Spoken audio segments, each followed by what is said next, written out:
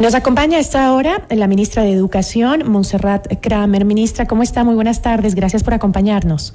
Buenas tardes, Gisela. Gracias por la oportunidad y buenas tardes a todos. Ministra, entiendo que el seguir de manera virtual con los estudiantes pues es una medida importante debido a la complicada situación epidemiológica que atravesamos en este momento.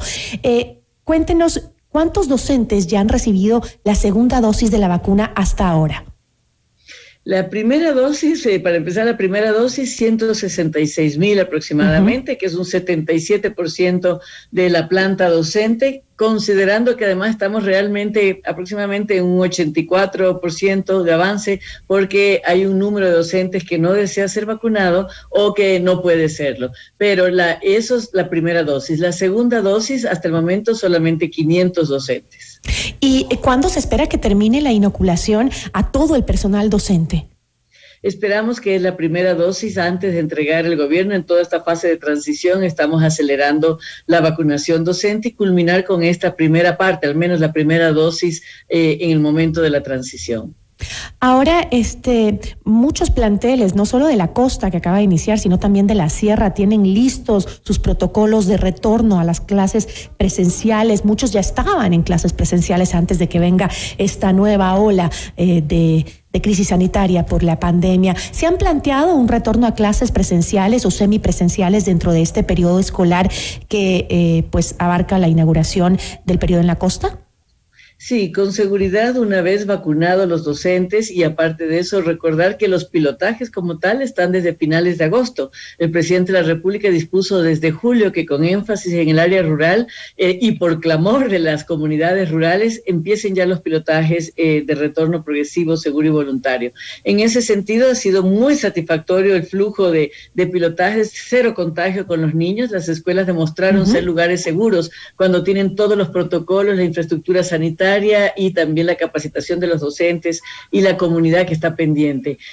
Por supuesto que ahora que están volviendo y que empezó ya el ciclo escolar, empezamos con Aprendemos Juntos en Casa, pero se espera que se acelere este proceso de retorno progresivo, seguro y voluntario, siempre de la mano con el Ministerio de Salud y con las evaluaciones periódicas que hagan los respectivos COEs. Ahora, usted mencionó que cuando se tenga pues la vacunación de los docentes completa, pues se podrá volver tranquilamente a las clases presenciales o semipresenciales. Sin embargo, algo que preocupa mucho ahora a los padres es que se ha notado que también el virus está afectando a muchos jóvenes y niños también, ¿no? E incluso algunos países alrededor del mundo ya están vacunando a partir de los 12 años, 14 años algunos, 16 otros. En nuestro país a partir de los 18, se decía que la vacunación era necesaria, aunque todavía para que llegue a que los chicos se vacunen a partir de los 18 faltará mucho tiempo. Sin embargo, cada vez están bajando la edad para que los chicos sean vacunados en otros países. ¿Cree que eso llegará a darse también aquí en el Ecuador o sea necesario para volver a las clases presenciales? Yo creo que no hay que condicionar el retorno progresivo, insisto, con alternancia o semipresencial, de acuerdo al nivel de contagio de la comunidad. No hay que condicionarlo al proceso de vacunación 100%. Con esto lo que quiero decir es que en el 2020, por ejemplo, todavía no había vacunación en ninguna parte del mundo y, sin embargo, muchos países desarrollados jamás confinaron sus escuelas y sus centros de cuidado infantil porque saben que eso afecta profundamente a los niños, no solo en aprendizaje, la parte psicoemocional y social, sino también a toda la reactivación de la sociedad. En ese sentido, creo que tenemos que estar conscientes que si bien se está acelerando el programa de vacunación, no es una medida absoluta ni nos libera de la responsabilidad a los adultos informarnos nosotros y formar a nuestros seres queridos en hábitos de autocuidado.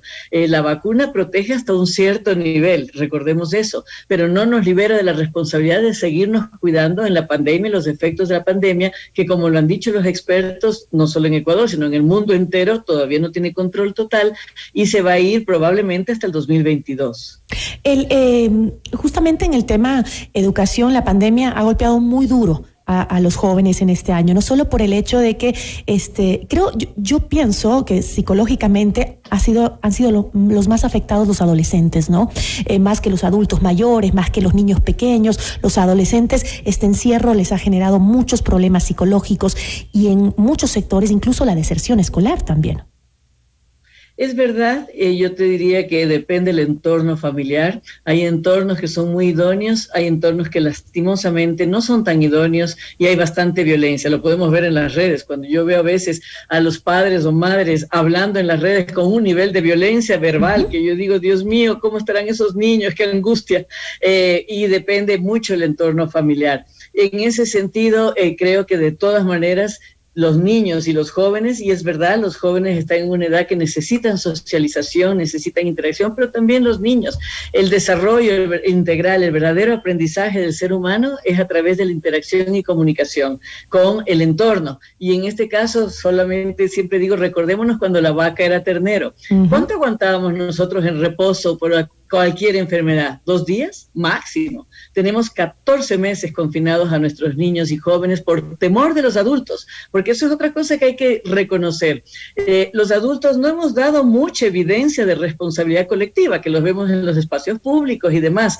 En cambio, en los pilotajes que hemos tenido 18,000 niños yendo a colegio, esos niños se adaptan, y jóvenes se adaptan de maravilla, con mucha responsabilidad, con tal de estar ya en un espacio seguro interactuando con sus compañeros y sus maestros. Ministra, ¿cuáles han sido los mayores desafíos, los más grandes de la educación virtual? Porque había al inicio muchos problemas, porque claro, era algo nuevo a lo que nos enfrentábamos todos, ¿no? Y en este caso los estudiantes, pero también los maestros. Totalmente, ha sido el mayor desafío es justamente ese, un cambio de mentalidad, nuevas formas de enseñar, nuevas formas de aprender. Nosotros tendemos a enseñar como hemos aprendido y en este momento todos tuvimos que cambiar nuestra forma de enseñar y de aprender, incluidas las familias. Ese fue el otro gran desafío, es decir, docentes, familias y estudiantes juntos ahora armamos un círculo de enseñanza y aprendizaje. Además, en otros escenarios y de otras formas.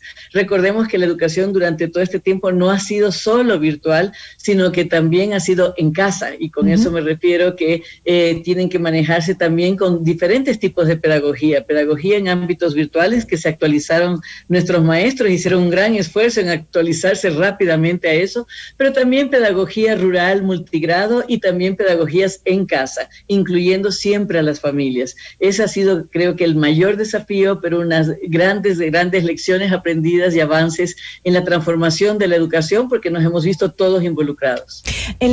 Justamente el programa o el plan Aprendamos Juntos en Casa que se implementó durante esta pandemia, ¿qué avances o qué transformaciones ha realizado? Porque ha sido progresivo también en ese campo el cambio, ¿no? En un inicio era muy, muy difícil, creo que llegaba a muy pocos en realidad. Ahora, ¿cómo han modificado este plan de Aprendamos Juntos en Casa para que rinda a más chicos? Lo primero que hemos hecho como Ministerio de Educación es flexibilizar el sistema educativo por completo. Eso también es un gran avance, una transformación. Además, lo hemos humanizado. Estamos abiertos totalmente al diálogo y todos juntos interactuando para seguir avanzando. Esta flexibilización incluye la flexibilización del currículo. Ahora es un currículo contextualizado que satisface las necesidades de los estudiantes según sus niveles, según sus intereses y pertinencia cultural.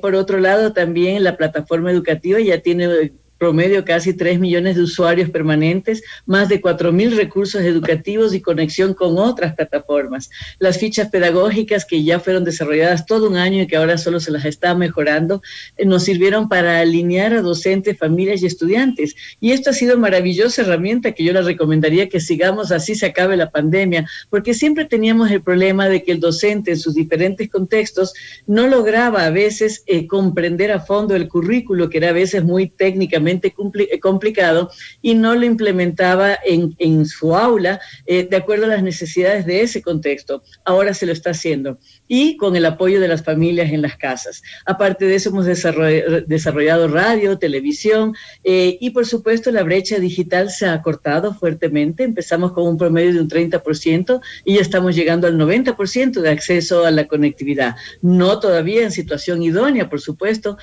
Sabemos que hay un dispositivo a veces en una familia familia para 3 o 4 integrantes de la familia, pero en todo este despliegue de recursos, más alimentación escolar, más textos impresos y demás, creo que hemos logrado llegar a casi toda la población estudiantil, considerando que en riesgo de abandono, no sabemos si abandono, pero en riesgo de abandono queda todavía un 2% de nuestra población estudiantil. Eso es algo de lo que usted comentó, es algo de lo bueno que nos ha dejado esta pandemia, ¿no? El hecho de que la conectividad se haya extendido hacia más sectores, porque ahora es indispensable para todo el que la conectividad llegue a los sectores incluso más necesitados del país. Eso es un avance, un beneficio que nos dejó esta terrible enfermedad. Ahora.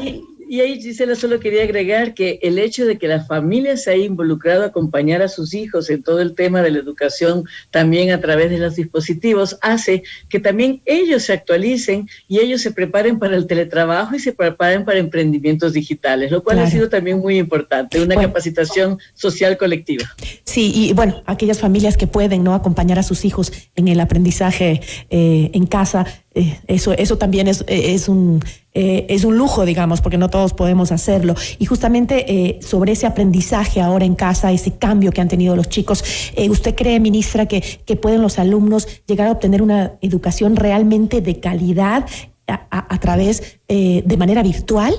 Porque ¿o cree que realmente los niños van a quedar con un déficit educacional en este periodo?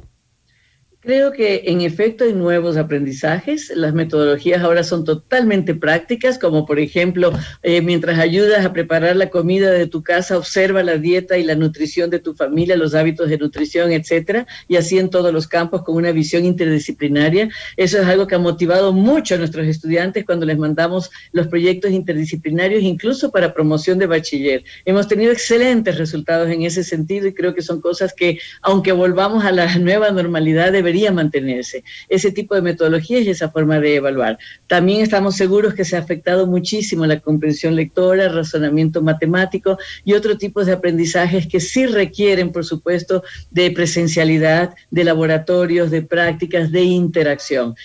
Los estudios internacionales, los grandes investigadores de la educación dicen y sabemos todos que no existe un verdadero aprendizaje si es que no hay interacción. Las tecnologías y las enseñanzas virtuales, por supuesto, pueden ser desarrolladas maravillosamente, generando ambientes lo más humanos posibles y ser lo más inclusivas posibles, pero nada se puede sustituir de la interacción humana, que es la que de verdad provoca un desarrollo integral. También se habló en algún momento de implementar ayuda psicológica para los chicos por este escenario tan distinto que les ha tocado vivir, ¿no? ¿Cómo se ha dado eso? Repito lo que decía antes, creo que los que más han sufrido en esta pandemia no son los adultos mayores ni los niños chiquitos, sino más bien los adolescentes, que es el momento clave de su vida, en donde necesitan ese nivel de socializar para sentirse incluso parte de algo, que es importantísimo en los adolescentes. Y yo lo digo con experiencia propia porque tengo una hija adolescente y creo que ha sufrido muchísimo con esto y es necesario que los padres aprendamos también, no solo ellos, sino nosotros, a ver cómo psicológicamente vamos llevando esta crisis.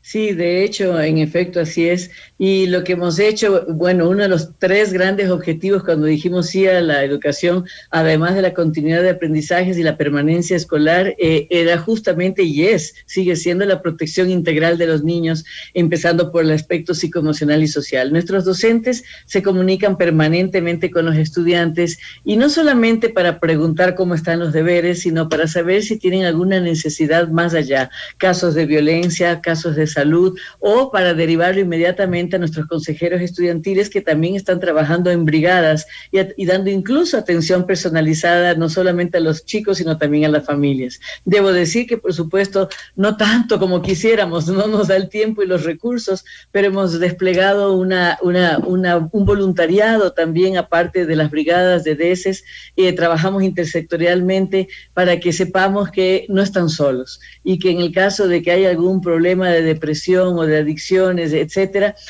podemos confiar unos en otros y tejer una red de apoyo. Para eso hemos también llamado y creamos ya una plataforma para que se involucren las facultades de educación, de psicología, las universidades a las cuales les hemos pedido mucha ayuda, y creamos ya una plataforma de voluntariado y de prácticas preprofesionales para que los jóvenes directamente se inscriban en la plataforma y ayuden a sus hermanos menores, si se quiere.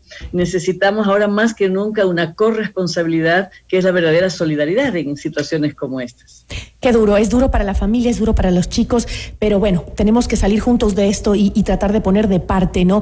Ahora entiendo que se había dividido, el Ministerio de Educación había dividido el progreso en medio de la pandemia en fases, ¿no? Había hecho el plan este plan de comunidad educativa, que en su segunda fase era juntos aprendemos y nos cuidamos, ¿no es cierto? Esa fase es la que se vio truncada por justamente el confinamiento nuevo que nos impusieron y las restricciones nuevas por la cantidad de contagios. ¿Esa fase va a volver luego de que se analice la situación de la pandemia y bajen los contagios?